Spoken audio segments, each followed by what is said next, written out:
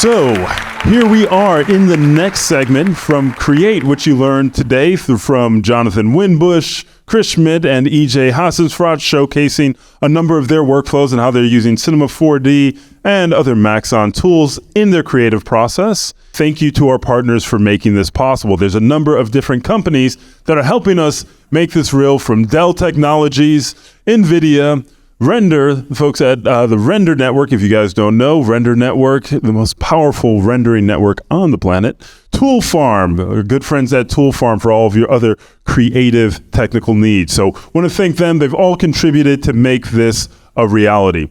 The next part of our program, we're going to have an amazing panel and podcast here with artists local and not so local. A lot of people came in for this, and you guys have some amazing local talent here in and around the Dallas area. So I want to welcome Matt Milstead and Dave Koss from MoGraph.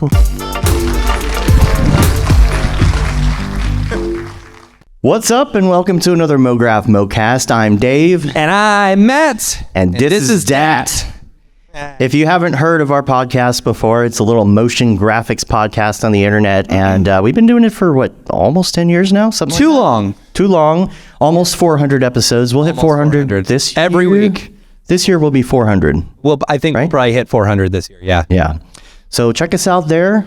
Send us an email, and we'll get you hooked up on our Slack, and you can chat with other artists and They were things. supposed to walk out with us. And speaking of which, we've got a great panel here today. Look how many people are on this panel. Absolutely.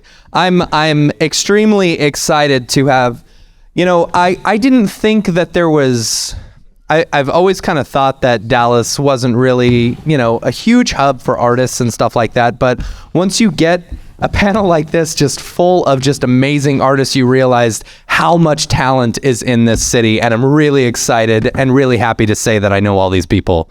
So, and I would just like to say that these people we have met and just gotten to know all these people, and they are basically family to us. And that would not have happened without the community that Maxon has built. So I want to do a big shout out and a big round of applause for the community that Maxon has built around this software. So yes.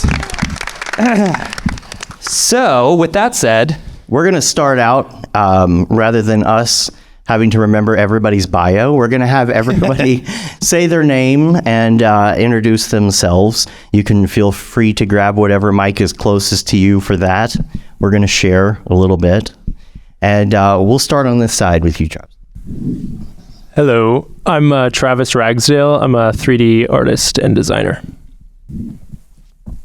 Hi, I'm Alex Parker. I'm also a 3D artist and designer. I run my freelance brand Ladybird Animation at nighttime, and then during the day I animate for Disney parks. Jonathan Winbush, I'm the one that just broke everything recently. Hi, my name is Sasha Vinogradova. I'm a digital artist and art director. Used to work at companies like The Meal and Apple, and have some Emmy-nominated works. Hello, my name is Ryan Talbot. I'm a 3D artist. I've done a lot of freelance work in the past, working on commercials to concert visuals, and now I sell my own artwork online, and that's me. Hello again, my voice. Matthias Omatola, aka Major VFX, motion graphics generalist, and manager of events and community outreach for Maxon. My name is Gustav Felstrom, and I'm a freelance motion designer, and I run Botched Creative. Hi, my name is Mark Fancher, and I am a 3D artist. I work at Artie Been Chewed. I'm one of the 2 Artie Been Chewed people up here, but not the most important one, which is... My name is Barton Damer. I'm the owner and founding artist of a studio called ArtieBeenChewed.tv. I'm Chris Schmidt from Rocket Lasso, and I did this second presentation. I'm EJ Hassensfrott, creative director at School of Motion, did a presentation, started a fire, and hug enthusiast. Hug enthusiast. Awesome. So big round of applause for all of our panelists. We appreciate them coming out and speaking today. There is so much talent at this table. Like, honestly, if the rafters fell down and we all died, you'd kill half of the great talent in the motion design industry, you know. So there's a thunderstorm coming. There's a thunderstorm coming. So if we lose power, that's why. All right. Well, we have a lot of questions. Lots of questions for you. I got to bring out my notes for this. So there are a bunch of different topics. We're going to save AI to the end because I know everybody wants to talk about that. Mm-hmm. And so we'll hold out on that. There's a lot of students here today. So we're going to talk about things relating to being a student and getting into motion graphics. First of all, how many of you are students here? Ooh, that's a lot. Nice. That's a lot. So we'll keep that in mind as we answer some of these questions and bring up some of these topics, because I know y'all may be pretty new to the industry. Hopefully we're not getting too nerdy and technical about things that maybe you haven't learned yet. I don't know. We'll see. It's allowed. You learn by osmosis, you know. It's all good. So let's start first of all. Let's talk about being a student, and let's talk about getting out of college. Because when you get out of college, you have to kind of make a decision what you want to do. A lot of people are going to go somewhere like a studio. They're going to try and find a job. Some of them may say, hey, I'm just going to go ahead and go straight freelance. And I don't know if that's necessarily the best idea or not, or whether or not you should cut your teeth somewhere first. So I'm going to open it up to all of y'all because I know there's plenty of opinions here.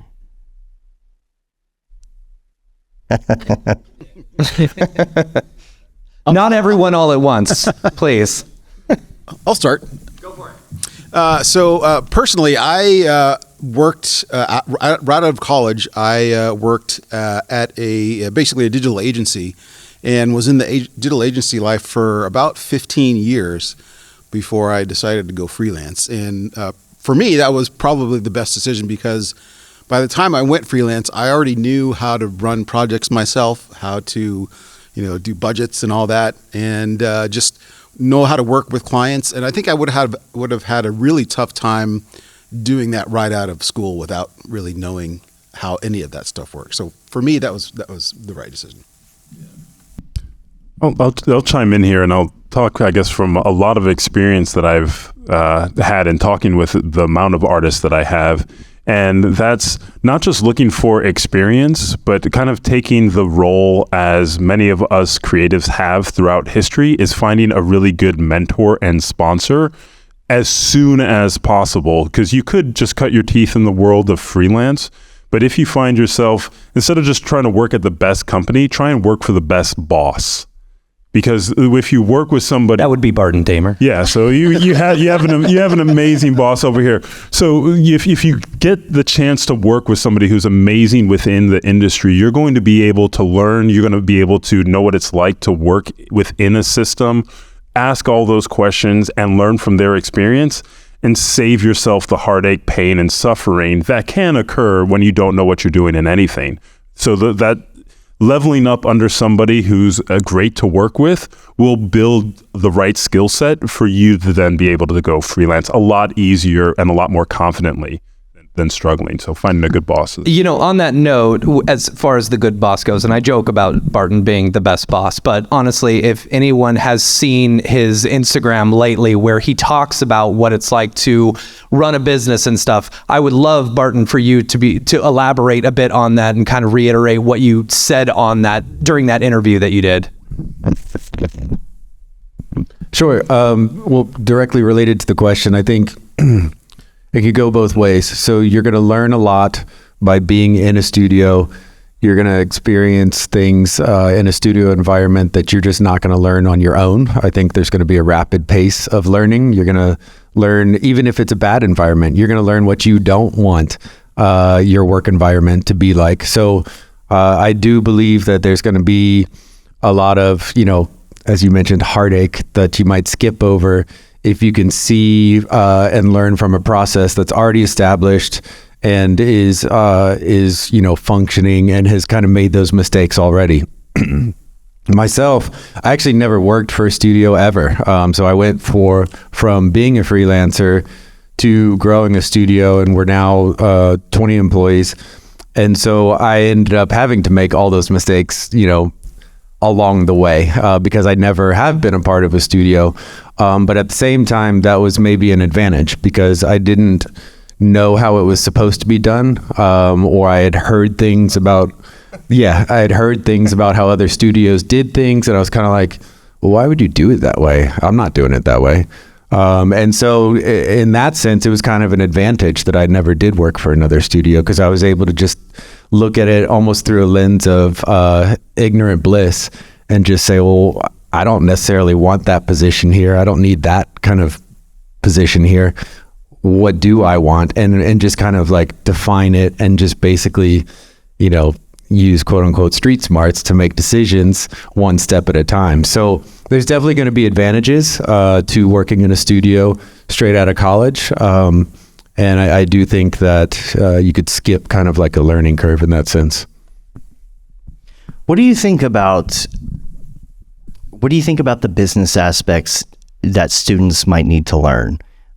First of all, the one that nobody ever told me about was taxes, and how to really structure my business in a way that's going to work best for me. It's Can you turn this into a taxes podcast here? The taxes. So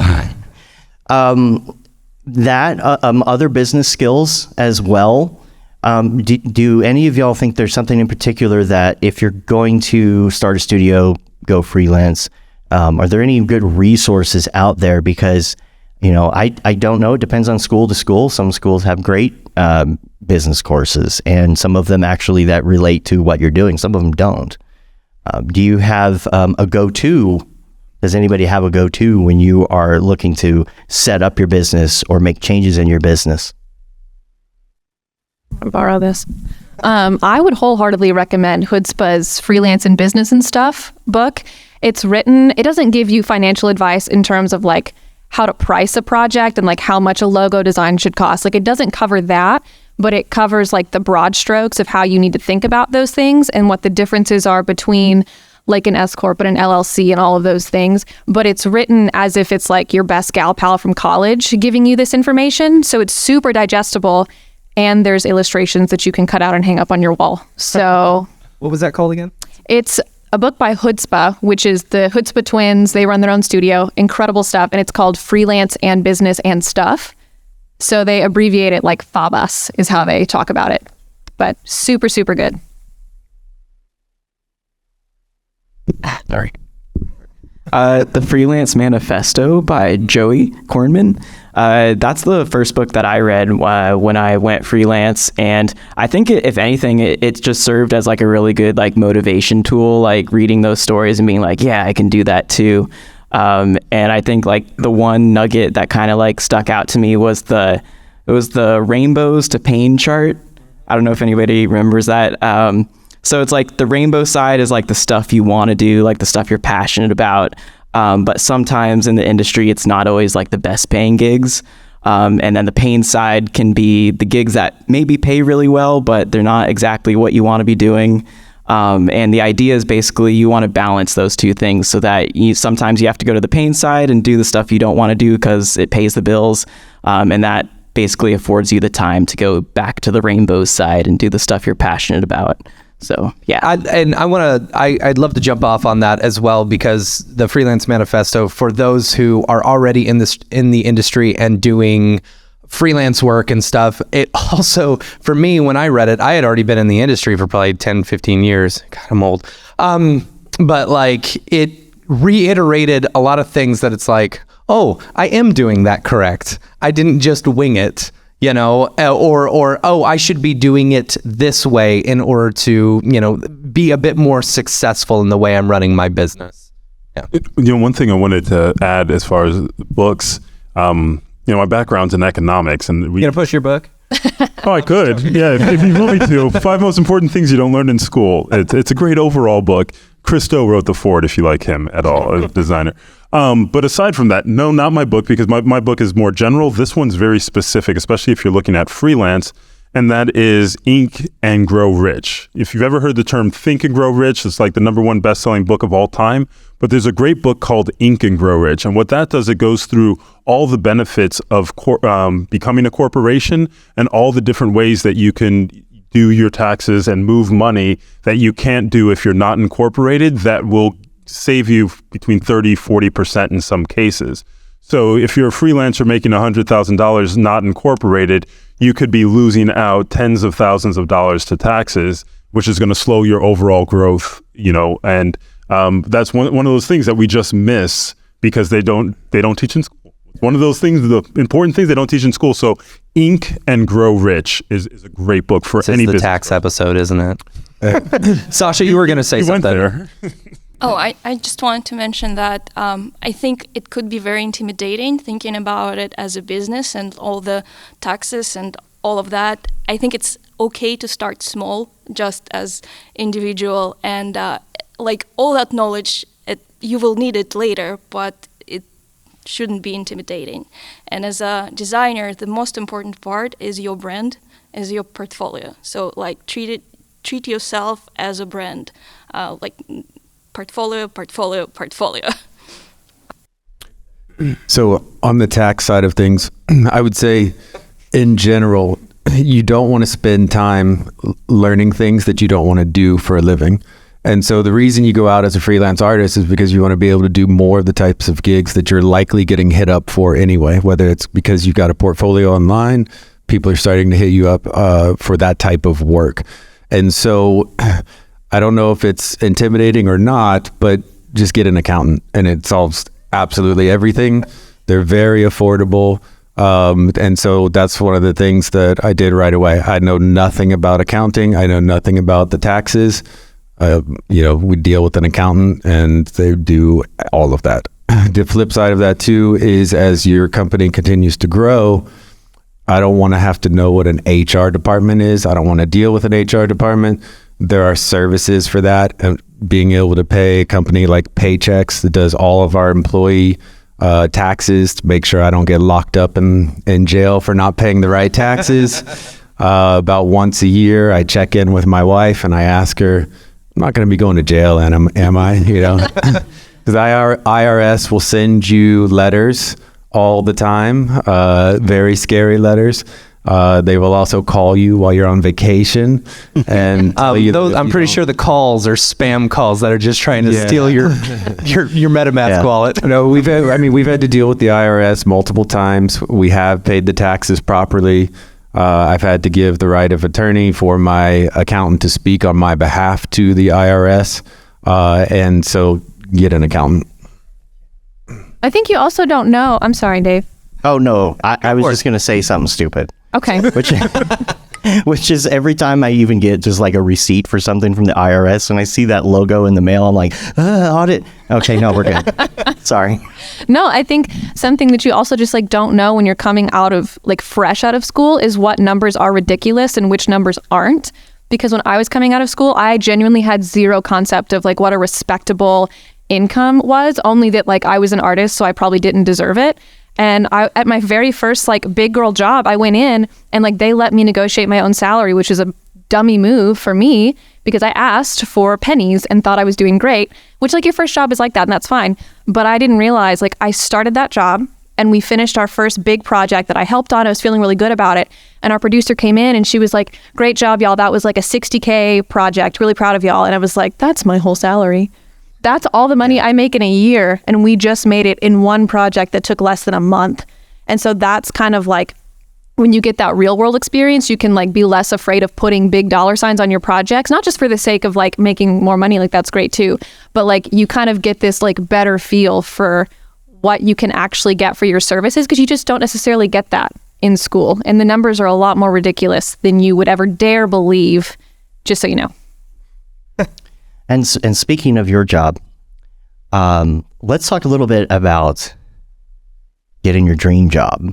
Because I feel like you probably got your dream job. It seemed like it. I'm going to hold the mic with both hands for this one. Is it still your dream job? It is. Thank you. Yeah. So TID, a little bit of background. So I work as an animator at Disney Parks, which I adore. And that's been my goal for a very long time. And I think I was very fortunate to have an extremely clear, specific goal from a very young age. I completely understand that that's very much a blessing, but I had very clear sights on what I wanted, and I've probably sent a stupid number of applications to the Walt Disney Company that have ended up in a corporate trash can with Mickey ears on it somewhere. But I tried for so long and it just wasn't working. And so by that point, I'm full-time freelance and I'm doing kind of my own thing. And I got this LinkedIn message that was like, would you like to work at a big company? And I was like, that's spam. That's 1000% spam. So lesson number 1 that I have for you is to be polite to LinkedIn recruiters at all times, because that was not spam. And so I was like, hi, like, thank you so much for your message. Like, would love to learn more. And she was like, it's for the Walt Disney Company. And so I was like, okay, politeness pays off. And so essentially what happened was I was headhunted for this position. And so my advice to you is not like, oh, just go get headhunted, because that's not helpful at all. But what I do have for you is I think I had followed a lot of videos and tutorials on like, how do you optimize a LinkedIn profile? How do you optimize like making sure that you come up first in a LinkedIn recruiter's search? And so that's what I was doing. I was networking with other individuals who had jobs that I was interested in at the Walt Disney Company, at Parks and Products under the Disney umbrella. And so if a recruiter looked up, like, I want to fill a role at Disney, well, here's this girl, she's connected to all those people at Disney. So there are steps that are within your control to kind of help the way you show up publicly in a social space. And I had done a lot of personal projects that I had hashtagged the crap out of with Disney hashtags. They were all these like very, very personal projects to me that were geared toward how could Disney use this? Not fan art. I'm not talking about fan art, which is great. There's value in that. But the projects that I was working on was like, if I were Disney, like the Disney social account, what would I need? What would I want to post? And so that's the kind of work I was trying to come up with. And so anyway, that was all over my site. And then came the interview and they were like, hey, we need a 2D Lottie animator. And I was like, what is that? What is that? And so I Googled it. And for 48 hours, I was Googling, how do you make Lottie animations? What are those? So that by the time my interview came around, I was a Lottie expert. And so they get to my stuff. And I think the second lesson is to anticipate your interviewer's doubts. If an interviewer is looking at your portfolio, what are the holes they're going to find and what are the insecurities they're going to see? And I'm really trying to wrap this up. I'm so sorry. No, and so it's gold right okay. So I'm on the edge of my seat. Like, tell me more. Perfect. And so if you look at my work, it's very much 3D. My entire portfolio is very, very 3D heavy. And they were looking for a 2D artist. And I was like, I can see where we might have a breakdown in communication here. And so I set up a little walkthrough showing like, hey, I know this is a 3D project, but let me show you where the similarities are to the 2D work that you're needing. And so I had that all laid out for them. And then, because I wanted this job so stinking bad, I made them a custom Lottie animation. It was like, hey, I've designed this just for you because I know you'll have doubts about, can this girl do exactly what we need? Because a lesson that I learned the hard way, especially in the advertising field, is that nobody will hire you to do a job you haven't already done. And so make sure your interviewer feels like they're taking as little of a chance as possible. And so that was what my goal was. I made this custom Lottie animation for them and didn't just give them the render. I gave them like the entire file and was like, you can have this, you can pick it apart, look under the hood. I just want to make you feel good about this conversation. And so it was very much a like eliminating all doubt and showing up all the way to say like, I've done my research and I would love to work here. And I think it was all about just setting yourself up so that when opportunity knocks, you're like not in your bathrobe. You know what I mean? So yeah, that's been the process. It's been a lot of fun. We all feel bad about our previous interviews now. Well, I want to hear everybody else's opinion, but we can also maybe expand that a little bit into dream job, dream client, dream whatever, dream specific project, just to have a little broader base here. Yeah, I think the dream client thing, because I'm freelance, so the dream client thing is like, it's kind of funny. Like when I first started doing like this kind of work, I had like everybody's dream clients, like the tech companies. You want to work with Apple and Google and whoever your dream client is.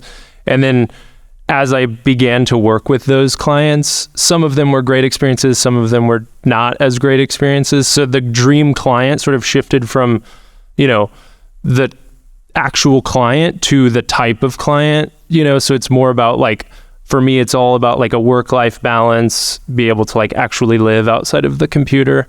And then payment, fair payment, or great payment that you didn't expect, which happens sometimes. And then the type of work, like if you're enjoying what you're doing, there's sort of like, it's like what's a triple Venn diagram, it's like work-life balance, payment, and then the actual work itself. So if you can, like I've done a lot of client work that I'm the most proud of is for brands that maybe nobody's heard of, but it was well paying and it ended up with a great portfolio piece for me. So I think maybe reframing, like you can go after, Apple or Google or whoever it is that you want to work with, but frame it in your head of like, this is the goal for, being a happy animator, I guess, Yeah. Now, I guess that kind of goes back a little bit to like the pain and rainbows thing. Cause like, I don't know, I guess in the beginning I thought like, being able to name drop, like I worked for Nickelodeon or I worked for this big artist, blah, blah, blah. Like that's the cool part.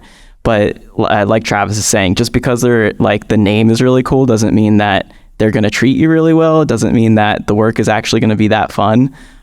So like you said, work-life balance, getting paid and having fun while you're doing it is more important sometimes than what you get to put on your resume at the end of the day. Yeah, an interesting point on, working with different clients and like especially different tech clients. You have to realize some of these big tech clients, they've also got different departments. So you may love working for one department, but absolutely despise working for another, and you'll just never know until you get to that across that a lot. Yeah. Might have a good client, or maybe you work for an ad agency or do contract work for an ad agency and they're great. But their client might be an issue, or or maybe there's one of their clients has multiple departments. You never know who you're going to work with. Well, I wanted to add on because Alex, I love your story as far as what you went through in that interview process, and I think there's a lot to learn in that, especially at a early stage within your career. One of the things that I always try to encourage everyone who's starting off on a path is getting two people that are, I would say, essential in business. Some of them might already be up on stage and you might already look at them. And that's one is a mentor, someone who would be able to teach you the tools and the skills within the industry. And you might already find people online that are mentoring you. You can have that contact and you want to build a personal relationship with that person. So they're going to be able to help you level up your skill set within the industry. And the second person that you're really going to want in business is a sponsor. And what a sponsor is someone who can speak well on your behalf to get you in a room, to get you that interview. So sometimes it might be the LinkedIn recruiter. Sometimes it might be other artists or people that you've worked with. So really, this is what the opportunity of DAT and getting together in these live events is. It builds these networks. Like I've known most of these people for many, many years, I guess dating back well into the double digits, over a decade. And the beautiful thing is we could call any of us could call each other, and we could pick up the phone and we could be a sponsor or mentor to each other. So just make sure you have those people in your network, or you're looking at building them. So you're not just doing it all on your own, because as much as skills you have, really it's so much networking, it's so much community based around this industry. 100%. I'll totally agree with that. And I'll expand on it a bit.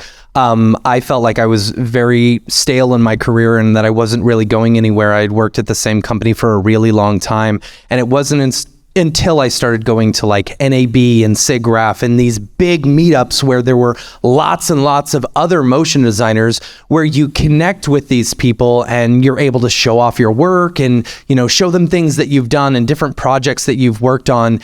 And once you start making those connections, it's really easy to say, hey, I'm looking for a job. Hey, I'm looking for a job. Hey, I'm looking for a job. Hey, you know anyone? You know anyone? And the more friendships that you make and the tighter your community becomes, it's so much easier to level up, not only by being able to find new opportunities, but also learn from those friends as well. Yeah, I just wanted to chime in on that. You brought it up before, but the networking thing is super important. I got my job from networking. Coming to events like this is 100% a very serious component about how you're going to find your next job, your next gig, or even your next client. You might be working with another freelancer who hits you up to help them out with work like that. But, I do consider the place that I'm at, where I'm working at, Already Been Chewed, it is a dream job for me, and it's a dream job for a lot of people by many of the highest standards that you would have for what a dream job working in motion graphics would look like. And I'm not just saying that because my boss is sitting next to me. Actions, I think, speak louder than words. I've been here for 5 years, and as a person with intense ADHD, I don't stay enthusiastic about jobs for more than about a year prior to working here. So I'm not just saying that, I mean it. It's a good place to be at, but it's also right now going like this. But no, I mean, seriously, it is. But yeah, networking is, we went to Half Res in Chicago. I met Barton there, and I don't think that he would have ever known who I was if we hadn't just I met up with you guys. We got dinner at Illuminati's. Yeah. This was before Mark had the Houdini in his name. This was when it was just Mark, not Houdini Mark. Yeah. It was a cool time, and I almost didn't go. I had to buy a ticket on the second hand from a friend of a friend, and I just decided to go down there, and it changed the trajectory of where my career headed from that point forward. Yeah, I wanted to add to the networking. Well, Half Res, as he's mentioning, that's an event I started in Chicago, and we've actually got a huge community in Chicago. But it's something that this is getting on 20 years ago. Like, it didn't exist, and I had to build it from nothing. Whereas like posting on online forums, which don't exist anymore, and 6 people showing up and showing up again a month later and a month later. But as you build at anything, and in this case, getting more people showing up, and eventually studios, and the groups grew to like 20 people, 30 people, 50, to the point where now monthly we will have 100 people go to a random meetup. And then we've got the Half Res event, which is a big celebration at the end of the year, which now we can get up to like 400 people. And then we've got things like Camp MoGraph. They were inspired by Half Res and start Camp MoGraph, which is an absolutely amazing event. And so often Thank you. Thank you guys. But so often I hear stories like that, of just going and hanging out, networking. The fact that all of you are here is such a good start for your career, whether you're just graduating or you graduated a year ago, whatever the case is. Going out, meeting people, hanging out. Even if you go out with, here's a little hint. If you go out to a group with some friends you've already got, make sure that you're still talking to some other new people. Oftentimes I'll see people show up at a group with their 3 or 4 friends, and they spend the whole night with those 3 or 4 friends. That's not overly networking. But every time you shake a hand, every time you chat with a person, and it's not even, it is not about going up to somebody and being like, here's my portfolio on my phone, like stand around and look at my phone as we kind of awkwardly stand there together. It's just about like chatting with the person and being cool and being like, oh, I love the kind of work you do. And like, hey, I'd love to send you an email sometime. And just networking wise, where somebody's like, oh, I'm leaving a job. Like, I'm looking for somebody. Like, do you want to step in and talk immediately to my boss? Like, that job never gets posted online. It's like, hey, let's reach out to the local network. So do that anywhere that you can, as often as you can, and it will always pay off. I feel like such a party pooper because I have again, it's so important that you have portfolio before that. Like what Alex was saying, to get your dream job, you want to do the job before you get the job. You want to aim and you want to look at like, what do they do? And to make a mock project, something, imaginary, something like not real, but it looks the same. Not exactly the same, but it's the same sort of feel, the same vibe. For example, my experience was I used to do web design, completely not related, and I saw first season Game of Thrones, and I made a bunch of wallpapers, like a fan art, just for fun. And company who was doing key art for next season of Game of Thrones reached out, and that's how I got my first job in 3D. And then my second job at the mill was just sending portfolio with very, very similar jobs which they have. So networking is very important, but portfolio. I will 100% agree with that, because I don't think if you don't have a good reel, employers are going to know immediately. And we know what to look for. Don't just go online and look up one of EJ's tutorials and copy it exactly and put it in your demo reel, because all of us who run studios, we know, because we were there as well.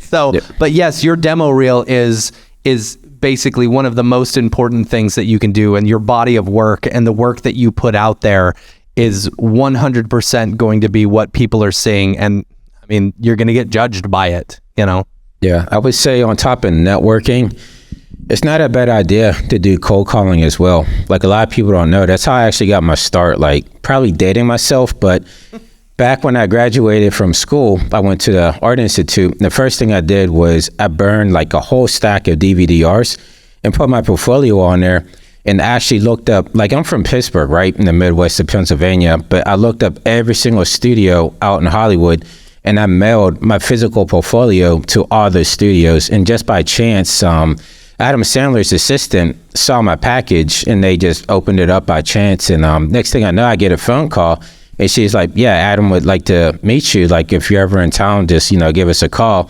So I was like, shit, I'll fly out tonight. And they didn't believe me. So, like, I spent all the money that I had, bought a red-eye ticket, ended up in LA the next day. I'm on a Happy Madison lot in like this suit that I had, the only suit that I had.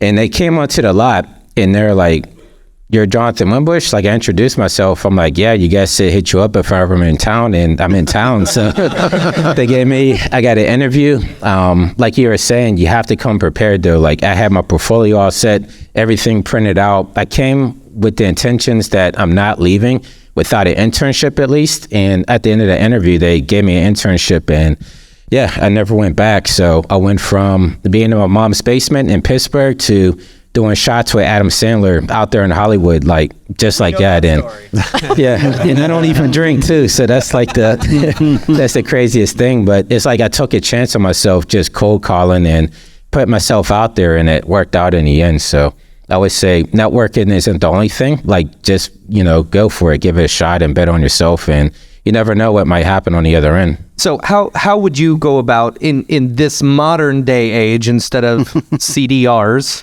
DVDRs? What would you recommend? Some money. Yeah, let's hear it.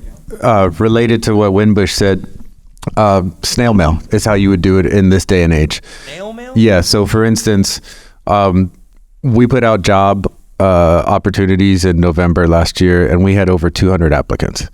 And so I was going through all these applications. I open up the email, I don't read it, I click on the link. That's the first thing I look for, is the link. I don't look at the studio owner. These are the people that you're trying to just know what they're doing. Anything. Email, link. Click on the link. I watch the first 10 seconds. If I'm still interested, I don't even turn on the music. If I'm still interested, I keep watching it. If I get to the end of the reel, I go back and I read the email. And then I'm like, okay, who is this person? Now let me read through it and see. Do they even know what this studio is? Like, have they followed us? Are they actually like engaged and interested in the studio? Or is this just kind of like shooting a shot to some studio they've never even heard of, And so we got on, interviewed somebody, did a video chat with them, everything. Very interested in potentially hiring them, but didn't necessarily, want to pull the trigger right then and there. Completely forgot about this person. Every intent to hire them at some point. They were good enough, enjoyed their personality on the video chat, but just kind of fell off. Got in the mail from them, snail mail, a letter. And the letter was thanking us for the video chat, and, just would love to have the opportunity to work with you full time someday. And when I got that snail mail, I was like, I completely forgot about this person, and I'm really impressed that they mailed them. And so I picked up the interview process with them again. But you're looking at these reels, speaking of which, and you have a certain level of skill that you're looking for, obviously. And people are sending you stuff, and sometimes I wonder, do they know their own skill level? I have a hard time looking at my own things and that I make and say, is this good? I don't know, because I'm looking at my own work. You get that imposter syndrome. Right. Not think you're good. Well, in my case, it's not good. But people are going to send you stuff. I didn't want to say anything. How can somebody be aware of their own skill level so they know, like, I should apply for this job, I should ask for this amount of money? How do you keep yourself in check like that? Yeah, I was going to say that, well, coming from like a student side of it, like, I know for me personally, like, I was hired. I mean, my first demo reel sucked, right? Like, it was absolute trash, but they hired me because of my enthusiasm to want to learn while on the job, because they asked me, they're like, oh, you know, if you came in as an intern, would you mind like getting coffee and donuts and this and that? And I'm like, as long as I'm able to sit in the artist bullpen, then I'll do whatever jobs you guys have. Like, I just want to learn how to become a better artist and, you know, just evolve my skill set. And they were impressed by that I never had to get any coffee or anything. I literally sat in the artist bullpen and they helped groom me into the artist that I've become. So a lot of time it's just that willingness to like say, like, be, you know, truthful with yourself. Like, I'm not the greatest artist, but I want to be, and how can I, you know, be a benefit to your company so that I can, you know, grow with you guys and just become that artist that you guys want to work with in the future. If I can, I guess, dovetail off that, like I said earlier, the mentor and the sponsor, those are two people that you can have in your network to help you along the way, because it's hard to teach taste if you don't already have a certain taste level, and it's hard to teach that. But if you have a mentor and a sponsor, or a mentor in that case, will go through and be able to take the time to go over it with you to see more details of what you're doing. Because one of the big things is when you're asking someone that you don't have a relationship with and you haven't built that trust, is you're just creating more work for them. And if you don't have that like fun back and forth, you're literally asking someone to do a job. Critics get paid money. Like, critics actually get paid money to, you know, give feedback and things like that. So you're creating more work, where if you already establish a good rapport with someone and a back and forth, and they're acting as a mentor and they're getting something out of mentoring you, and that's helping them be able to teach and being able to push themselves forward, and you're engaged in a way. And I think what you said, Jonathan, was really great. And I would emphasize these two characteristics, and that's being hungry and humble, especially from the start, is showing that you're interested, that you're willing to go that extra mile, that this is something that you have desire and you want to put energy into. But at the same time, you're not coming off like you're the greatest. You're willing to learn, you're willing to adapt, you're willing to work within an environment to support other artists and to support other dreams using your skills. It's really hard nowadays because we see a lot of people, especially online, the influencer world, saying how great everybody is and like everybody's trying to be iconic. But when you're working with other people, being humble when it comes to especially starting off, it gives you a lot of space. And a lot of times people want to be able to know that they're teaching or they're educating or they're uplifting someone. And just that alone can get you a mentor by being in that receptive state instead of thinking you already know too much. Like, all right, I already graduated. I know this. I've watched these tutorials. But being hungry and humble, I would say, are two big things to help propel you. Yeah, and I think, like, you keep saying, like, mentor and sponsor. Those are, like, I think that and having, like, surrounding yourself with other creatives. Like, personally, like, I have never worked, like, in a studio setting. So for, like, somebody at ABC, like, maybe it's the people that work at the studio. You can be like, hey, man, come here, look at this. You know, what do you think is missing? Or what's, you know, what do you see when you look at this? For me, it's just, like, other creatives and designers that I work with. I have a trust that they'll give me honest feedback, and I, like, they know they're not going to hurt my feelings if they're like, well, I think, you know, this part doesn't look right or whatever. So it's having like peers as well that you can sort of get honest feedback and input from, you know. That's, you know, whether that's at a studio or as a freelancer, it's important. Like, I'm just in a Discord server and, you know, we can just like talk about it there, I guess, but, you know. You have to have those foundational skills too. You have to know that you have that covered. I think we talk a lot on the show about how there are two main places where people come from when they get into motion graphics. And they either come from like a video world where they're learning about cameras and things like that, and then they kind of come in that way, or they come from the design world. And it always seems like the people from like the, you know, the film world, they understand a lot more of the technical things. People from design world understand the design things better. When I started, there wasn't really an actual MoGraph industry. It was like, here's some programs and things, and there were no courses on it or anything. So I didn't know that I didn't have the design skills because there was nobody to tell me how that all works. So artistic discipline, foundational skills.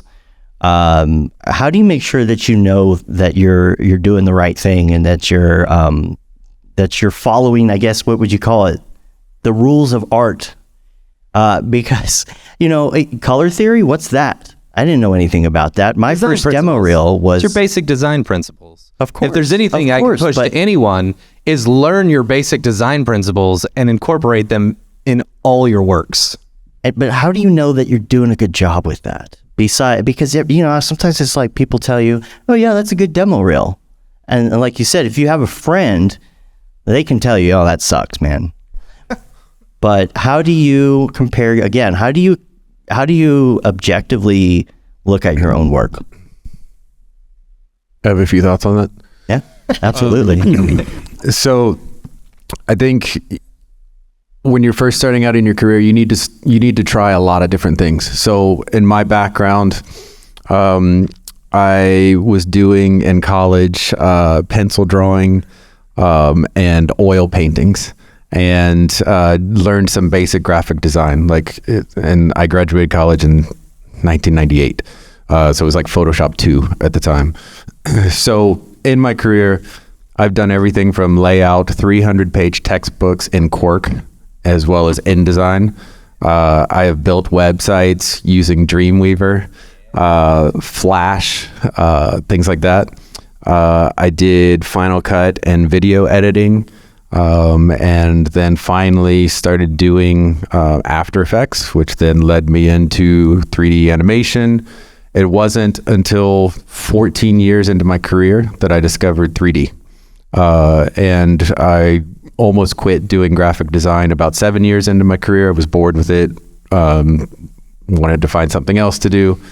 When I discovered 3D, I finally felt like for the first time as an artist, I had a voice in the 3D space. And so all of that to say, I think you're going to need to try a lot of different things.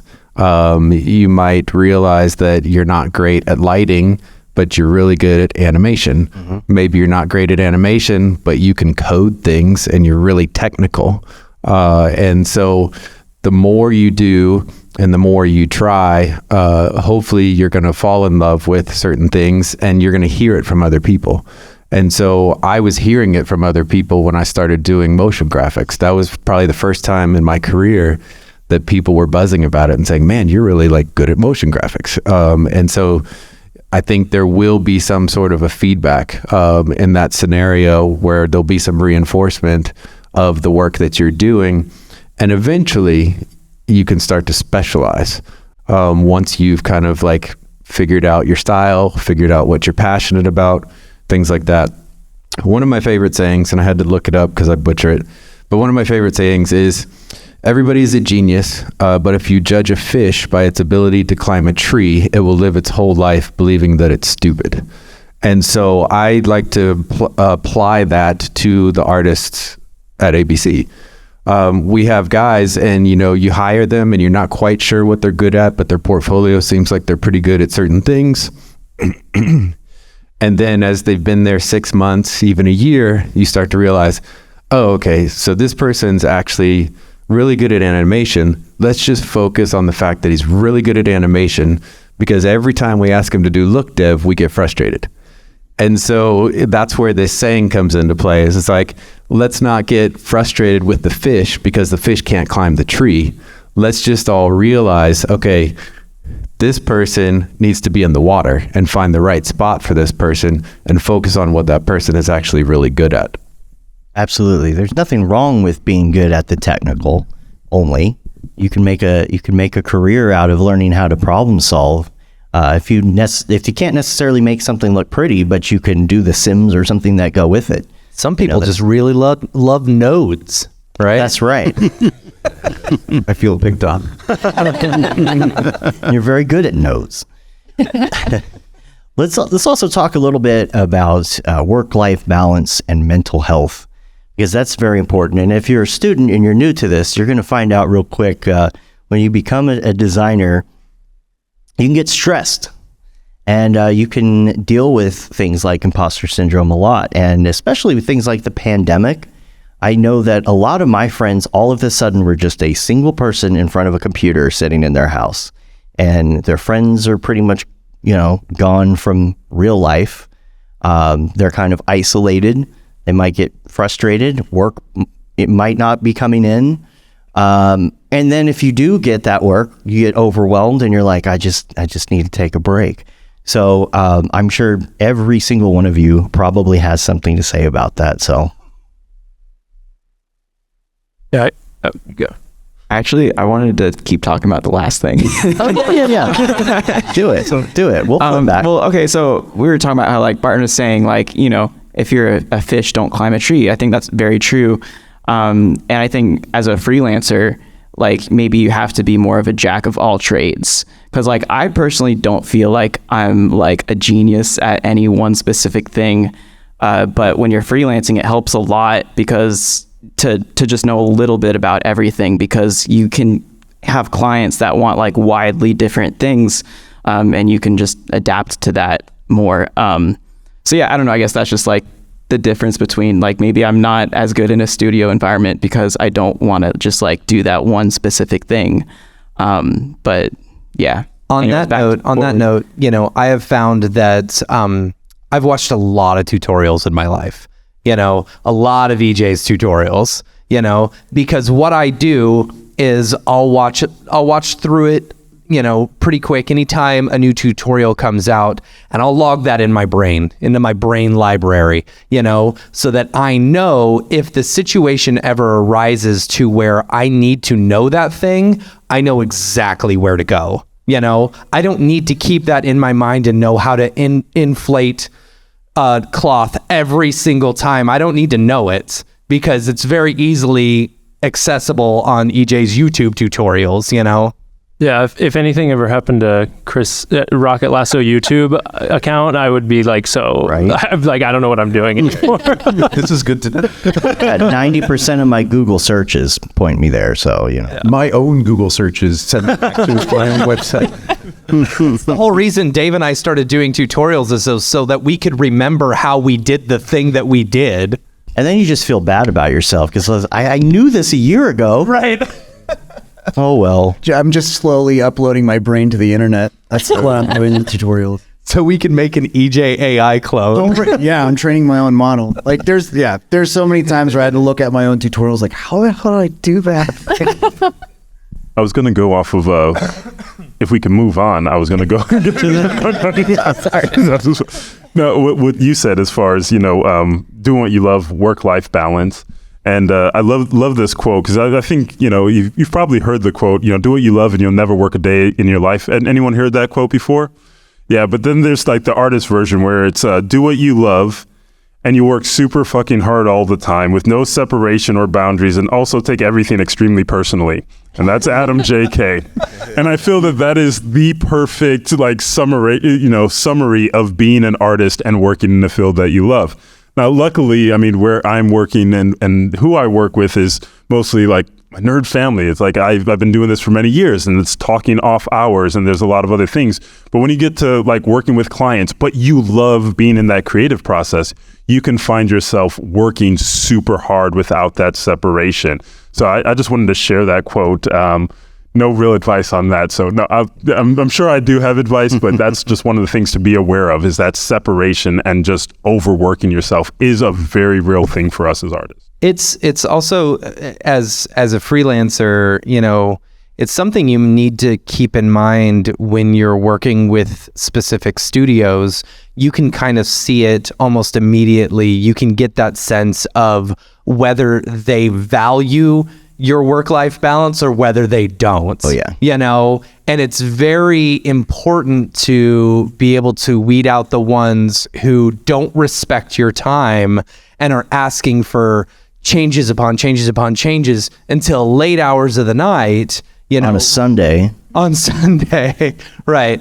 and the ones who are like, oh no, we don't want you to go into overtime. You know, we want to make sure that you're off by this time. Or if you're in a meeting and you're like, especially nowadays with so much remote work, I'm doing a lot of work with, you know, companies that are like 2-hour difference. And I'm like, hey, it's dinner time for me. And they're like, oh, okay, sorry, we can pick that up in the morning. You know, it's like they understand that respect of your own personal time. Sometimes you have to remind them.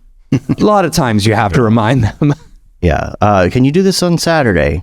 And I got plans with my family on. You also need to respect your own time and your own work-life balance if you want like the clients or the agencies to do it. Because for a really long time, because I'm just freelance, like you make your own kind of schedule, and I was just like packing my schedule so full, and then I'm like, why do I feel anxious all the time?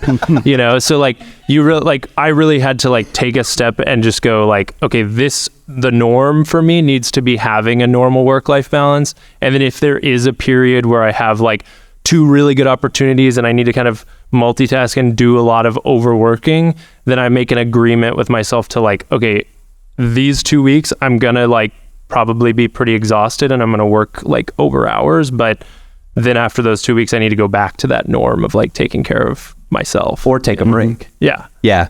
That's one thing. When I know that I've worked and worked and worked, I remind myself that, hey, I'm an independent contractor. Yeah. I'm going to take a mental health day. I do what I want. There's an outside world. Right.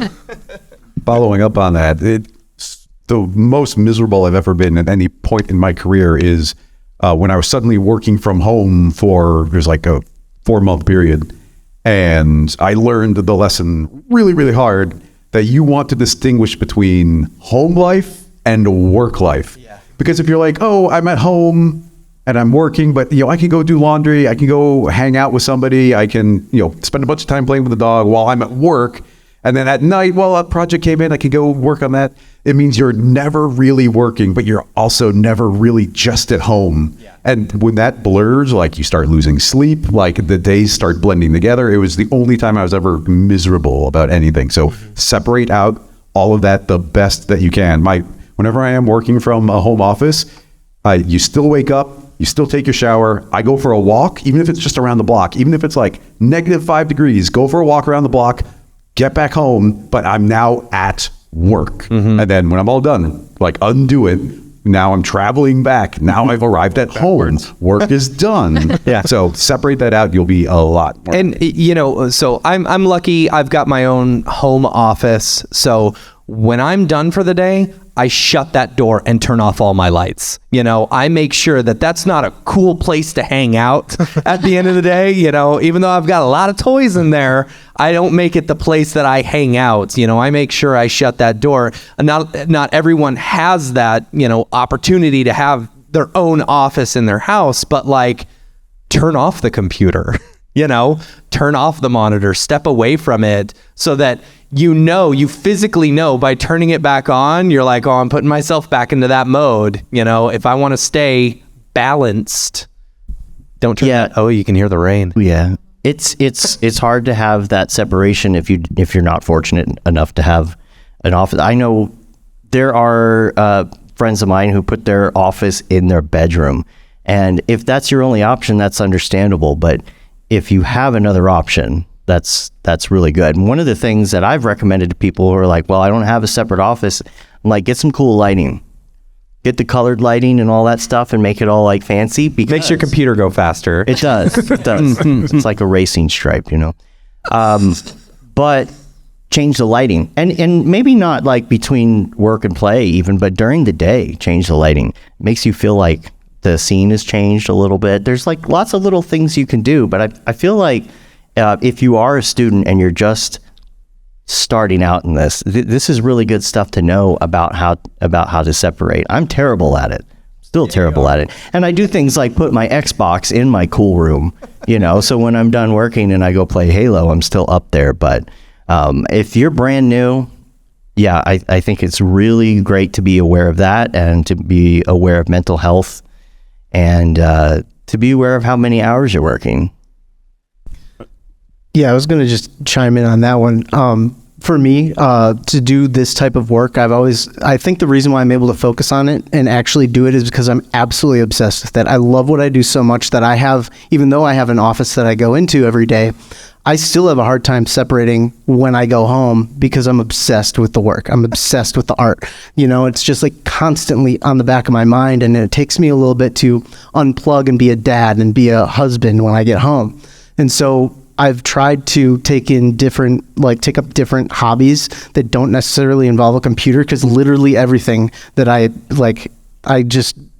dream of computers like all the time. You know what I'm saying? So I like would get into things like that I could do with my kids, like buying Lego sets and doing Lego projects with them, something that it doesn't involve a screen. I've gotten into carpentry projects around the house, and playing the piano lately. I got my piano from when I was a kid shipped down here, and I've been getting back into doing some of that. So like finding some sort of tactile hobby that doesn't involve a screen, fitness, any of that stuff, really good to just sort of have that sort of sidecar that you can rely on that isn't a screen. Yeah, fitness is a big one. Especially Winbush and Barton. You've seen Barton's TikToks. Oh, yeah. They're nice. Yeah. I mean, I got some thirst traps up there too. I mean, you can get them answer. True. No, but definitely say workout. I wasn't going to bring it up, but that definitely working out definitely helps, especially because of the stress of the industry. Like, I know for me, like pre-pandemic, I was doing a lot of boxing too, and it just helped me not kind of flip out on clients, especially when they have revisions and stuff like that. So it's like you're hitting a heavy bag at night, or even when you're lifting weights, you're just, I don't know like what the technical term of it is, but you're like releasing endorphins. All this stress. Yeah, endorphins. You're releasing all this stress and anxiety. So I make it a point to work out every single day in the morning. First thing I wake up, I go hit the weights, even like I hear it's raining, like doesn't matter. I go out in the rain and start lifting weights. Like that's just my release so that I have that good work-life balance, because without it, I was going crazy when I wasn't doing it. So it's got to the point to where I'm working out early in the mornings, and then I might have a client call to go over revisions, and I'm still wearing a tank top, and I'm like, I dare you to say that this isn't approved. So it even boosted my confidence when talking to clients too, because they're just like, hey, Winbush, before they may give me a bunch of notes, but now I'm just like, we're good, right? And they're like, yeah. But no, seriously though, but no, I definitely think even if you're not lifting weights or anything, like I would just say even any type of activity, whether it's like jogging, yoga, swimming, like something that you find enjoyable, like at least try to put some time in for yourself, because I know it's a personal thing for me. I've had a lot of friends during this pandemic have strokes and heart attacks, and we're in our 30s, right? Like we're not that old. Yeah, and 30s. Yeah. Say that. It's not, I mean, we're not that old, and we're having health problems just from sitting behind the computer all day. So, I mean, even last week, I had a friend in Atlanta have a heart attack. So it's just like, this stuff is important. So definitely take care of yourself, because if you don't take care of yourself, then you're not going to be able to pursue your art career, because then it might be too late and you're dealing with all the repercussions that come with not keeping up with your health and everything. So it's not a scare thing. I'm not trying to scare anybody, but I'm just saying it is important to keep in the back of your head. Like give yourself those breaks, like put an app on your phone, like every hour, 2 hours, like get up, stretch, and just have an alarm on your phone to let you know, like, hey, I've been sitting at my desk for 2 hours. Maybe I need to get up, just walk around, come back down and get back to it. I bought one of those timers that you can put on your desk and set it for either, 45 minutes if you're doing a big project, or if you're doing small projects, do 20 and hit that. Every time it goes off, you're either going to hit it again, do another 20, or you're going to get up, get a drink, or do something, stretch your legs. But I do not practice what I preach. I work too many hours. But what I do try and do is separate the day. If there is a day part 2, which many of us do, I like to go out and run. It's free. I can just go straight out the door. I think about all the things that I need to get done while I'm running. And I like it. I organize my thoughts and I come back feeling refreshed. Yeah, and I was going to say too, like I'm not joking. I work out in the rain. I'm gonna give my Instagram a shout out, Jonathan Winbush.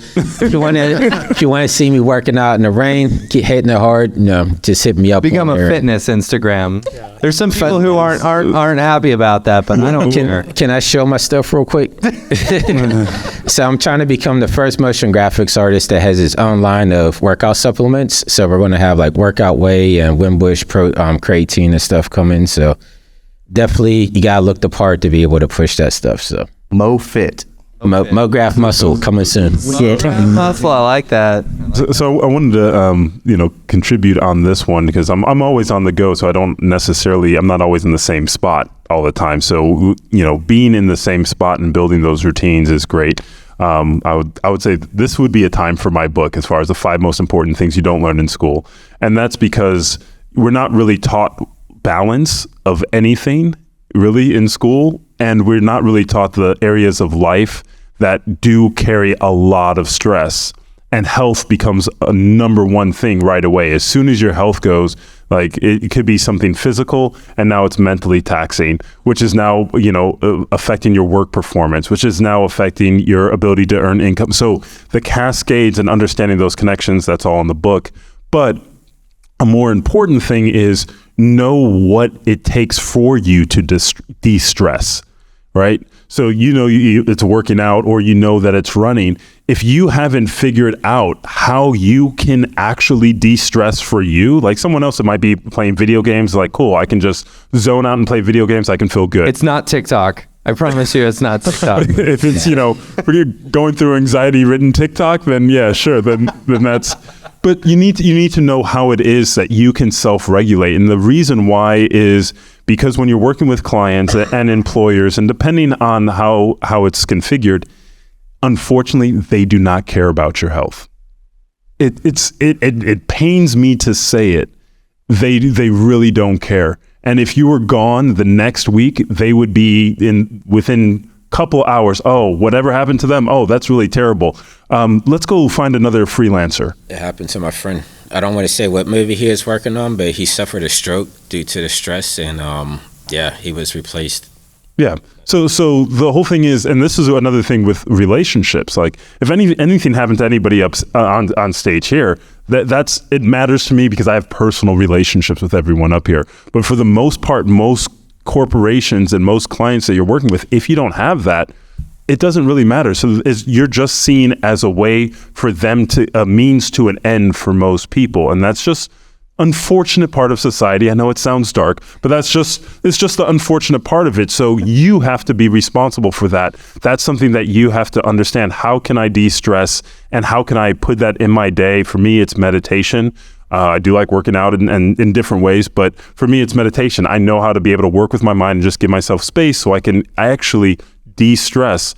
Otherwise, it can get overloaded. So just find out whatever it is for you and hold that sacred to you for your health and well-being, please, because other folks aren't going to do it for you. So one of the benefits, we're talking a lot about exercise, even literally just going for a walk. We talk about just staying healthy, but I always get my best ideas when going for a walk or going for a jog. If you ever have creative block, that's being creative. I don't know where I heard this from, but it totally unlocked my view of creativity as a whole. When they described creativity is not something you turn on and turn off. It's a mood. You can't just turn on being happy, right? You can't, if you're sad, you can't just I'm going to turn on my happy switch and be happy. So it's the same thing with creativity. And the key is what Matthias says is realize what are those things that you need to do to unlock your happiness. Find your happy place, do those things to unlock your creativity. Some of the best minds in history, like Beethoven, would think of his best work when he would walk in the park, outside his house. Einstein, same thing. He'd come up with all his ideas going for a walk. So in addition to, yes, going out and being physical activity, having physical activity is great for your health. It's always also great for your mind. And so, as we work out our bodies physically, we also have to work out our minds as well and always stay sharp. And walking and just being outside, disconnecting is the best thing for your mental health and your creativity. But the creativity as a mood, internalize that and don't be so damn hard on yourself when you're having a bad day. Like, everyone has their bad days. And I think that's the problem with like social media in general, is you're never seeing everyone's you're always seeing the best days of everyone's life. Everyone's at the beach. Everyone's doing everyone's at a cool tour. Everyone's doing their selfies and Instagrams. Everyone looks great on TikTok. Everyone looks great on TikTok. They got their filters. But realize you're only seeing everyone's best days on Twitter, on Instagram. No one's sharing their worst stuff. And it's also great that we're talking about mental health, because that's mentally healthy to talk about mental health and realize that we all struggle sometimes, and that's okay. We don't have to be 100% in control all the time. We all have our downtimes. And I remember a day when I started freelancing, like 10 years ago or so. I remember, because I would be up late, 2, 3 a.m. and people would tweet like, who else is up hustling? And people would brag about being up late, and I would do it too. And I look back and I'm like, that was the dumbest crap I've ever done to like glorify the hustle. Like, we need to stop glorifying the hustle, because life is more, there's more to things in life than like staying up till 4 a.m. working on some spot for Google or something like that. And there's this quote from Brad Bird that works at Pixar that I love. And he says that animation is trying to create the illusion of life, and you can't create it if you don't have one. So that's I'll leave it with that. But yeah. Man, that's pretty good. Good. Yeah. Are we gonna go to the big topic? We're gonna go to the big topic because we don't have a lot of time left. We're because of the fire alarm earlier. We're a little bit behind. But yeah, that render was fire. So we're gonna go to the AI topic before we get to the fun celebration portion of the show.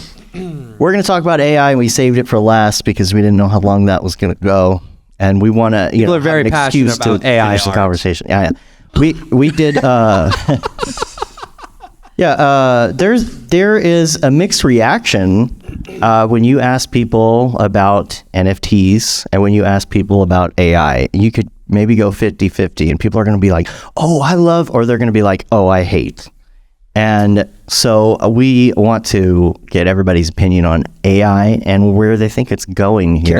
Can I ask, Barton, as a studio owner, can you start off this question? Because I've noticed with a lot of studios that I've worked with, and even us, we've started creating like mood boards just with Midjourney. And I'm curious if you as a studio owner are incorporating that into your workflow as well. Yeah, for sure. I mean, you have to. You can't resist change. You got to embrace it, So we're definitely using it as a way to create mood boards, pitch boards, things like that, to help communicate.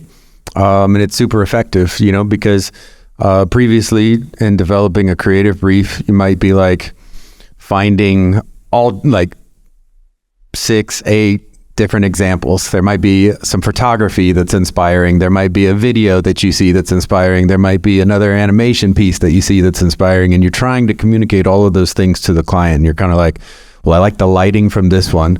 I like the way the animation bounces around in this one.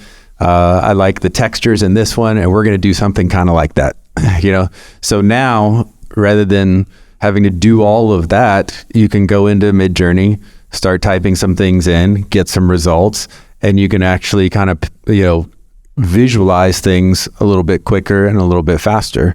And so that's just kind of one simple way that we're using it. Obviously, there's like AI up-resers, and so we've explored frame rates and up-resing things so that render times go faster, things like that. One person in particular that I'll give a plug here, if you don't follow Tim Tatter on Instagram, he's also on Behance quite a bit. He and Mike Campau have been kind of a duo tag team that have basically run Behance as far as eyes and views and popularity on Behance for the last 20 years. They're legends, but Tim Tatter in particular really got involved in AI artwork, and the things that he is doing on his Instagram feed right now are absolutely incredible. It wouldn't surprise me if major brands hit him up to just be doing their creative direction, because I don't have a clue how he's prompting things to look that amazing. What's the name? And he knows no 3D whatsoever, but the things that he is prompting out of Midjourney are stunning. It's his ideas. And so when you see what Tim Tatter's doing with AI art, it's like, he's the artist, and this is sick, because I could prompt all day long and I'm not going to get what he's coming up with. I can look up his handle real quick and let you guys know what it is. Do you guys at your studio use it at all for inspiration? You know, as far as some of the work that you're creating, because it's just TIMTADDER, all one on Instagram. Yeah. Do you guys, because of probably the past 2 jobs that I've been on, we have used AI art to basically, we will come up with a really good prompt, you know, based off of what we're trying to look for, and then we will use that exact prompt and recreate it in 3D. Sure. Yeah. Yeah. I mean, it's never going to be like an exact creation, right? So we recently did just one that's I can think of that we used for inspiration quite a bit. We did a fantasy vibe for the drink Celsius. And so we went in and prompted a million things: soda can sitting on a beach, golden hour, make it look like Venice Beach, California. And so, we were able to get like 12 to 20 different renders out of Midjourney. And then from there it was kind of like, oh, I never considered that kind of lighting. I never considered this kind of lighting. I had something else in my mind, but now that I see these like 18 different lighting styles, what if we did something a little bit more like that? And, our final looked nothing like it, but it's like you have all of these sources of inspiration and then you make yours unique. I think one of the reasons that people don't like AI, if you don't know why, is because of the training models. That's going to be a hurdle that we have to get through, because AI is using people's art to train. And I'm not a good enough artist to have an AI train on my art, but we have a lot of friends that Midjourney and all of that has trained off of. Mm-hmm. And so it's a very weird, mixed feeling kind of situation. I think the stuff that Adobe is doing, and I don't often praise Adobe, but I think the way they're going about it is the correct way, because they're already using I'm assuming they're using the Adobe stock that is already there in order to train the AI, and that makes it a bit more safer is the word, ethical, yeah. Legal, right? Because there's been a few, I don't know whether it's Stable Diffusion or Midjourney or something, where you've actually seen the Shutterstock watermark on the render, and I think what Adobe is doing is the smart way, because they're not going to deal with the legal concerns that other people have with it, when using their AI art. Well, I think there's a couple things I'd love to chime in on this one. I think one of the things that you said, Barton, was great, as far as, well, you're just going to have to change with the times. It's like, this is what it is. It's like people who didn't want to use the internet when the internet came around. It's like, I have a telephone book for that. It's like, okay, it is where we're at. And I feel that, with the training models, it's always really interesting. And if you removed, and I think the biggest thing is, if you remove the financial side of it and you just looked at it as a tool, how many people would have issues with it? And I feel that that's kind of where a lot of it is. It's, if this is a threat just because of my employment, or is this a tool to, create with? Because I feel that all artists study artists, will possibly even trace other artists maybe 1,000 times to develop a style like that artist, and then break off and make it their own after they've been able to copy. Even, musicians, it's like, okay, how many times are you going to play, someone else's track so many times, and then I want something like that, but then make it my own. I feel that the big issue that we run into is the financial, because it can hurt it can hurt us as artists financially. That's one of the big things.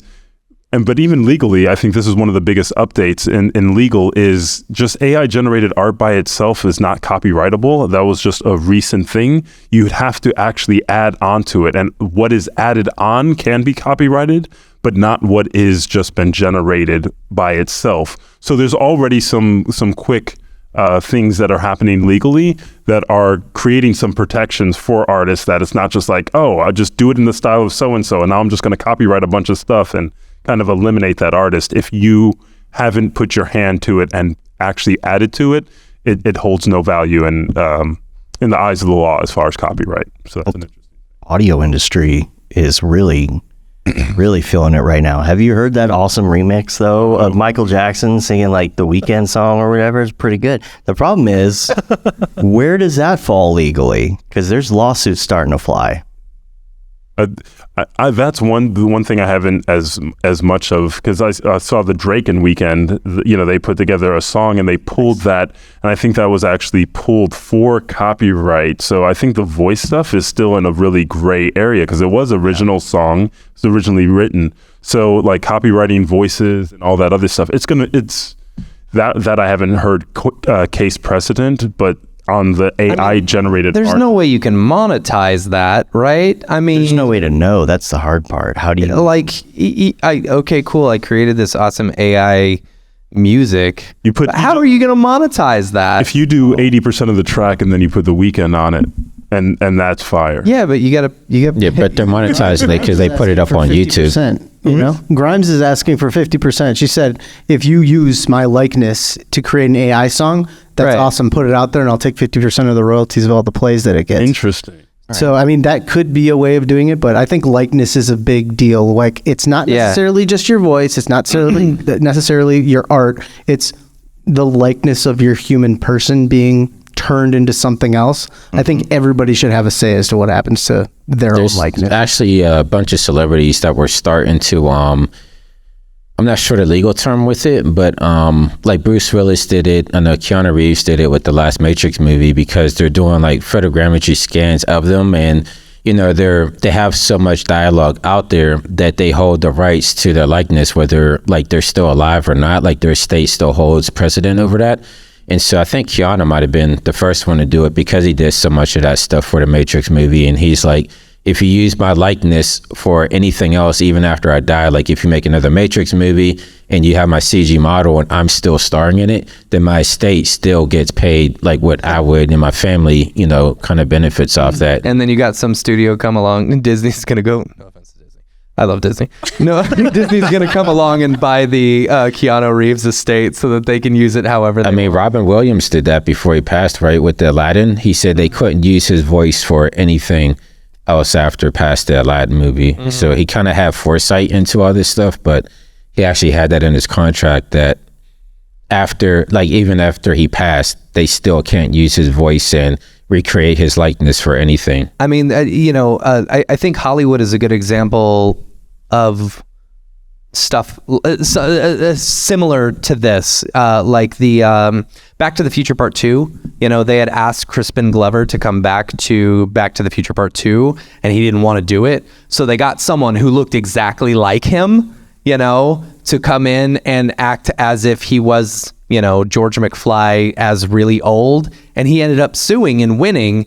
And that became a thing in Hollywood where you can't use someone's likeness previously or something, and it's actually the same with like the audio voiceover industry or something, where if you're doing a cartoon and you're like, oh, we want this to sound like James Earl Jones, right? And you ask James Earl Jones if he wants to voice this character, and he says no, but then you go and get someone who sounds like James Earl Jones to do it, they can be sued for that, But if you don't ask James Earl Jones beforehand and you just do it, it's considered parody or something. Just wanted to just back right off of what you were just saying, because the one thing that I can say, like if the artist is able to use AI to their advantage, like then I'm for that. Like what you just brought up reminded me of Jennifer Aniston just did like a makeup commercial, and they needed to translate it over several different languages for like, the Chinese territory and Sweden and stuff like that. And she doesn't speak Mandarin. She doesn't speak Swedish. So they were able to train her voice to speak in those native languages. And they used AI to replicate her voice speaking Mandarin. And they even took it a step further to have her mouth movements, look as if they were pronouncing those words and everything. But she was in full control over that. It's not like they just did it. Like, she was able to say, I give you permission to use my likeness to make this commercial in several different territories. So I think ethnically wise, like, I think you just have to be upfront about it. Like, they can't just do what they want with it just because the product's there.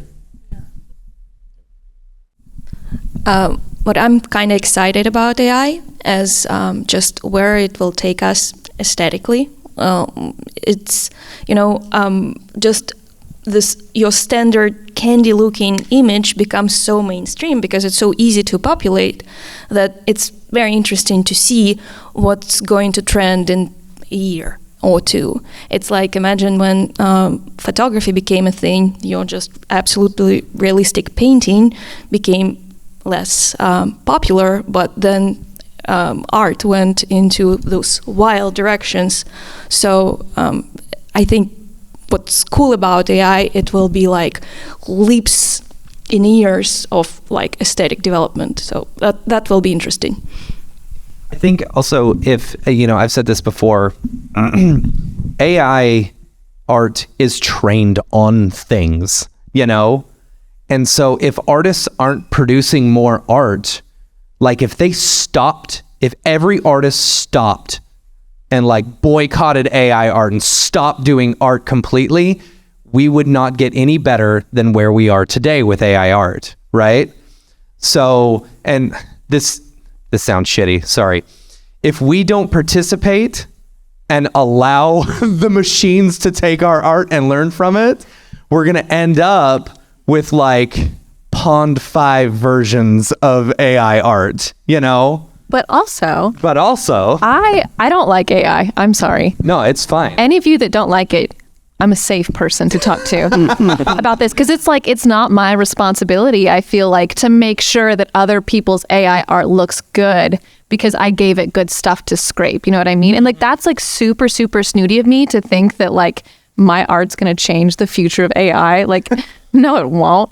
But like, even when like these like DAT posters came out, like we were supposed to submit headshots, right? And then we got an email that was like, oh, the headshot submission part of the form's broken. And I was like, oh, no biggie. They have my headshot from like other stuff. And then I noticed nobody asked me for my headshot. And I was like, it's because they have it from other stuff. And then the posters came out and I was like, who is that? And it was like an AI of my face. And I was like, that's weird. I didn't give anybody permission to do that with my face. And I'm looking, and like, that's the thing is like, I didn't expect to care. I thought I was really chill about this. I thought I didn't care until I saw it and it was me. And I was like, I think I care a little bit. And I was looking at it and I was like, I think I know exactly what image they fed in there to get this. I think I could have just given that to you. And I'm looking at it and I'm like, my nose doesn't go up at the end like that. And so it just like, it generated, I think, a very much like, I was on the fence about it for a long time until I was hit with that. And I was like, my body just told me, my body told me how I feel about this. The question of what about parody? Because I think that kind of brings it into it now. If AI art is now almost parody, if it's not necessarily using images for commercial, but it's just using things for creative expression, do you feel just as strongly about it? Do you have something you wanted? Or anybody up here, like, especially because the commercial one, I understand 100%. It's like scraping art. Okay, you're going to do it in a style of, and now I'm going to build my business off of, someone else's style and, try and sell that. I can see that being totally detrimental to, sections and groups of artists. But if you're doing it for parody or, young kids that are just doing it to create stuff as they grow, like you would like tracing and things like that as you learn, do you feel the same way, or is it only in the commercial space? it's all commercial space because it could be monetized. You throw it up on as parody on your social media feed. Next thing you know, you're the hottest meme in town. Yeah. And somebody's monetized it. It's like content. There's no difference between commercial and personal once you put it on social. So then everything's a write-off. Tell that to the IRS. All right. Back to the taxes. Taxes. I think what got me so fired up, besides the headshot, was that I can totally, I see the value in it. Like, I'm not blind to the value that it brings, but what really scared me was I was having a conversation with the creative director at Disney, and we're chatting, and she is a phenomenal concept artist and she makes beautiful work, and she was in a meeting to present her concept art that she worked on for this assignment. And in that meeting, they said, well, why don't we just Midjourney it instead, actually? And they pulled up, instantly generated all the, this whole tile of all this very beautiful work. And they're like, you know what? In her face, they're like, I think this is the way to go. I think this is faster. It's more efficient. And I think that's dangerous when you get to a place like Disney where and I don't speak on behalf of them at all. I want to make that so clear. He does not speak on behalf of the brand. Is that what it is? All opinions are your own. Opinions are literally just my own silly ones. But I think when you get to a place like Disney that is built on such tradition and storytelling and really valuing that creative process, and even in that space where we should be, I feel, immune from all of this kind of stuff. If even in that space, people are saying, you know what, I appreciate that you put pencil to paper like all of the founding animation fathers before us, but I think in this case, we'll skip that.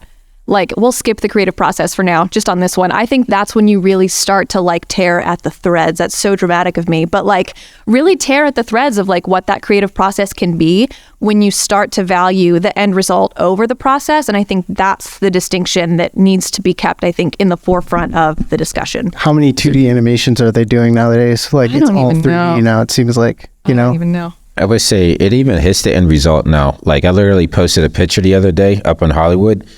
There was a famous clothing line, and they used Midjourney for the ad campaign. The posters were on the wall, and the reason you could tell was because the hands were all jacked up. The hands were literally all messed up, and people are meshed into each other. And weird that they didn't change that before it went out. I mean, literally, I'll share the picture around, but you can see it. It totally looked like a Midjourney render, and people are calling it out on social media. They're like, "What's wrong with dude's hands?" And don't you know the cool new thing is to make it look like a jacked up Midjourney render? Yeah, that's the cool stuff now. Yeah, but I'm saying it's actually hitting on the streets now. It's not just eliminating the creative process. People they're skipping the artist completely, and they're like, "Oh, I know how to use Midjourney. That looks good. Print it up, put it up on the street." It's it's starting to get a little bit weird out there. And even was it Levi that he actually put that article out saying we don't have enough diversity in our models, so we're going to start using AI to generate AI models so we have more diversity in our models, which was kind of weird because I'm there's plenty of different type of people with different backgrounds that you could use as models, but they jump right into the AI oh, we don't have enough of this type of people that can model, so we're going to just do it with AI. So I think one of the biggest things is like I said, I don't think it's the technology itself. I think it's the dollars behind the motivation for everything. Because I don't know what business would say, let's do this the traditional way if there's a way to do it 10 times faster, 10 times cheaper, and our clients will buy it. We're constantly seeing that from, it doesn't matter if it's food production, we take a look at the automobile production, it's efficiency at scale.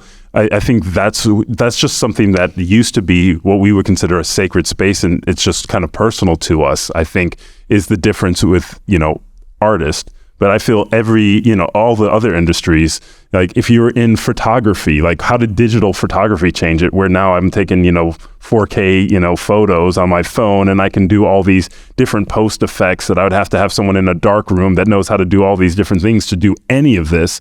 Yeah, they're just gone. Most people don't even know that was even a process in the last generation or two.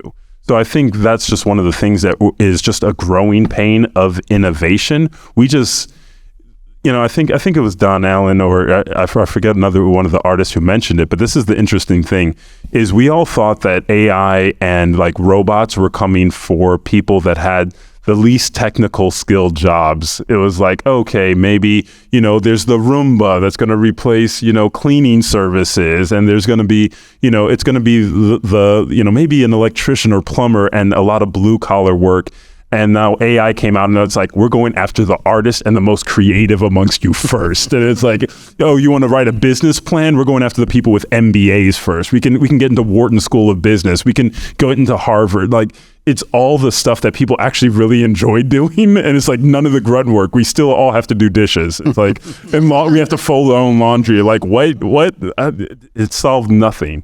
So I think that's kind of the big issue that we're at. It's just the commercial side. I mean, you just have to work your way through it and figure out how you can make all parties happy. Because I know in Hollywood, there's a Screenwriters Act or strike right now going on. Because whenever you're pitching a TV show, usually the first thing in the process is creating an outline and the scope. And that's actually a paid job for a writer. And a lot of showrunners were actually going straight to the chat. Was it GPT or Chat GPT, getting the outline written. Like, they just give the show idea, the whole entire outline's written. Then they would give it to the writers, say like, hey, can you polish this up? And they're like, what's this? And they're like, part of what I get paid for is, making your vision come to life through the outline and then polishing it up and writing a script from it. But now you're taking 50% of that, in which they're not being compensated for. And so they're getting paid half the money to do the same job. So that's why they went on strike. And they're like, we're cool if you want to use AI to write the outline, but then we have to get compensated in other ways. So it's just about trying to figure out, like, where is it fair for everybody? So, everybody's not out on the street, or they're just, they're losing half their income. And it's just going to get better too. I saw a couple posters at NAB that I could tell were Midjourney, because there's a guy sitting on the toilet, and I started looking at it and I'm like, his legs are in the toilet. Also, like, the training that I did for y'all to make us look like anime superheroes or whatever, like, you should see the derpy rejects. It's really funny. It's really funny. Like seriously, Alex, the first version it made of you was the derpiest thing I've ever seen. That's my feeling. It had your eyes going all different directions and stuff. I'm like, no, that's not good enough. And in the end, I was like, I probably could have painted these on my iPad faster than I actually came up with them. But yeah, the portrait of me on the poster removed my mustache, which is like my only defining feature. So that's pretty. I have some awesome hair that I wish I had in real life, so I love it. So there's picture makes my face look a lot fatter than it really is. I did 200 versions of each person here before I got the right one, and I can send them all to you if you want to. We are so over time right now, and there's so much more conversation to be had. We are going to continue to the celebrate portion, where there's going to be some prizes and other things. We are going to do that. The conversation has just started, because I'm sure there's 8 million questions here. I would also like to mention, Dave, real quick, can I say I do love AI motion capture, because I'm tired of looking like a Power Ranger every time I want to do motion capture. So I don't have to put on a mocap suit anymore. It's just like a couple of iPhones, I'm good. We're doing this in the lobby. We also have the after party, the unsanctioned event, the Celestial Beer Works at around 8 o'clock tonight in downtown. So if you'd like to join us there, we'll also be hanging out there. So we're going to wrap it, and we're going to continue our conversation outside, and Matthias, I think, is going to take us out here in a second. But until next time, I'm Dave. And I'm Matt. And this was DAT. Later, yo. All right, everyone. Well, first of all, thank you so much for investing in yourselves and coming out here to, network, to learn, to collaborate, to create, to celebrate with us. And, once again, thanks again to our sponsors, Dell, NVIDIA, Render, Tool Farm, and, of course, Maxon right here. We're going to see you. We're just right in the hallway, right? We're just heading right out there. We already have drinks, and we're ready to party. So bring your questions. Bring your questions if you want to look at some AI art and some AI, the 200 rejects of us. Talk to Dave. I have some of myself as well. So let's have some fun, and we'll see you out in the hall. Thanks again.